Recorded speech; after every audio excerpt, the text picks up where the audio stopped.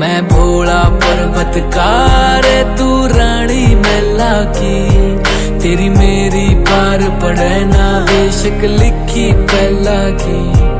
किसे राजा ते ब्याह करवा ले, मेरी गैल मेरे पछतावेगी। तेरी काया पड़ जा काली रे, तेन याद मैल की आवेगी। मेरा कंबल तक का ब्योत नहीं जाटे, मैं ठर ठर कंबेगी। मैं आंख तीसरी आला सू, मेरे छोन किकर संभेगी। हठ छोड़ देना गोरी मेरी रैन न गल्या की, मैं जिंदगी ना दे सकता तन्ने राज्य छल्या की।